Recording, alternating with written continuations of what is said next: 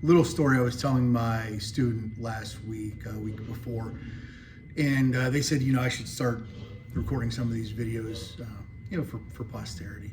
This one's kind of a funny story. Back in, I'm not sure the exact year. I was either a first or a second degree black belt. So sometime between 1984 and 1989.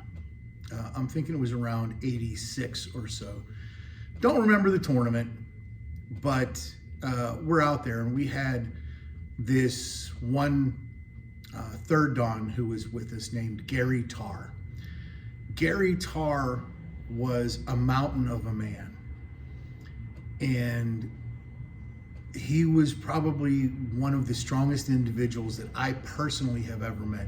And he was a couple of times on the U.S. Tang Soo Do Federation's sparring team for the United States. And he was fantastic at fighting. So I go into this tournament, and Mr. Tarr's kind of acting as my coach. We didn't really have coaches back then for Tang Soo Do, but he was like acting as my coach. He's standing there watching me.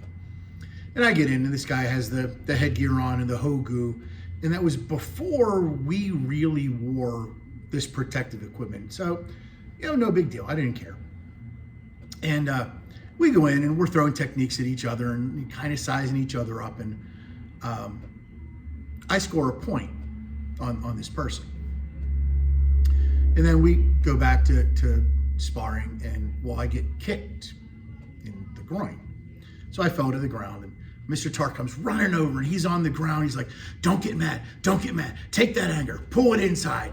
You're gonna get back it, but don't get angry. Don't fight angry. So I get up, and we go back to sparring. This guy just wipes the floor with me. Ended up 5-1. So he, my opinion, let me score that point just so he could size me up. This guy was fantastic. We're talking after the match. And I said, wow, man, that was really great. Thank you for the opportunity. I really enjoyed that. He's like, oh, thanks. And now, of course, he advanced to the next round, so he's still bouncing up and down, trying to stay warm. He's like, yeah, next weekend I'm heading down to fight in the Pan Am Games, and I wanted to get in one more tournament before I go. I looked at him, I said, excuse me, you're going where? He's like, oh yeah, I'm representing the United States in the Pan Am Games. So you're like one of the best in the world. Well, at least in the United States, because you're representing the United States. I wish I had gotten this guy's name. Well, kid at the time. But I wish I had got his name.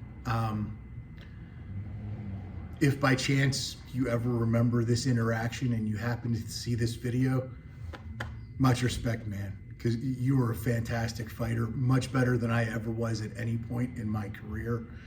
And it was an honor to spar against you. And even if I did lose, I don't care.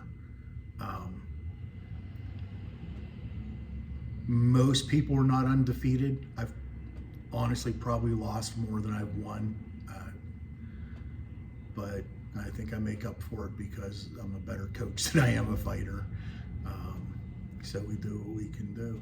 Yeah, it's just one of the little things in my history.